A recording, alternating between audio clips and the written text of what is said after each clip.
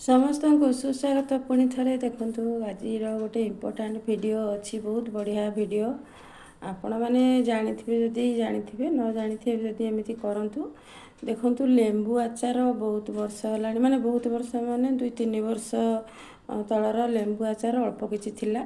आपण तो जानती लेंबू आचार हो कि जेकोसी आचार हो जदि आपण रखिदेवे बेसी दिन बेसी माने मास मास वर्ष वर्ष ताले ଆପଣ ମିଠା ଯଦି ବି କରିଥିବେ ସେଇଟା ଧୀରେ ଧୀରେ ତାମାନେ ମିଠା ଅଂଶ ତାର କମି ଯାଇକି ଖଟାଳିଆ ଟିକେ ହେଇକି ଯାଏ। ତ ଅଳ୍ପ ଟିକେ ଆଚାର ଥିଲା ଲେମ୍ବୁ ଆଚାର ଆମ ଗଛ ଲେମ୍ବୁର ଆଚାର ମୁଁ ତାକୁ କ'ଣ କଲି ନା ମାନେ ଏଇ ଆଚାର ବି ସେମିତି ଟିକେ ଖଟା ଲାଗୁଥିଲା। ମୁଁ କ'ଣ କଲି ଅଳ୍ପ ଟିକେ ପାଣି ଦେଇକି ଗୁଡ଼ ପକେଇକି ଗୁଡ଼କୁ ଆଉଟି ଦେଲି ମାନେ ଗୁଡ଼କୁ ମେଲ୍ଟ କରିଦେଲି ତରଳେଇ ଦେଲି।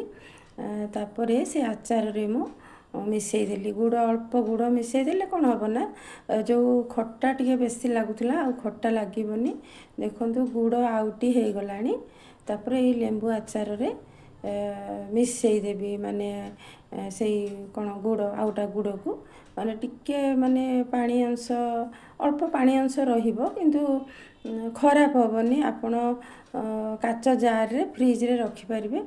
ଆଉ ଅଳ୍ପ ଟିକେ ତ ଅଛି 15 ଦିନ ମାନେ ପରେ ସରିଯିବ 15 ଦିନ ମାସେ ପରେ ସରିଯିବ କିଛି ଅସୁବିଧା ନାହିଁ। ଅଳ୍ପ ଟିକେ ପାଣି ଅଂଶ ରହିଲେ ମଧ୍ୟ ଗୁଡ଼କୁ ଯେତେବେଳେ ଆଉଟିଲି ସେ ପାଣି ଟିକେ ମାନେ ରହିଯାଇଥାଇପାରେ ଏଥିରେ ସବୁ ପାଣି ମାନେ ମରିନି।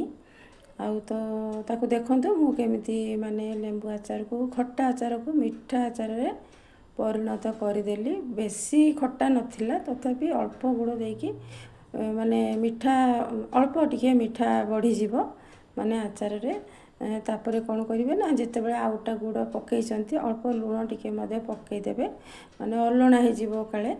ଆଉ ତାପରେ ମୁଁ କ'ଣ କରିଛି ଲଙ୍କା ଗୁଣ୍ଡ ଦେଇଦେଇଛି ଆଉ ଜାରରେ ଭର୍ତ୍ତି କରିବି ୟାକୁ ଜାରରେ ଭର୍ତ୍ତି କରିକି ଫ୍ରିଜରେ ଷ୍ଟୋର୍ କରିବି। Thank you.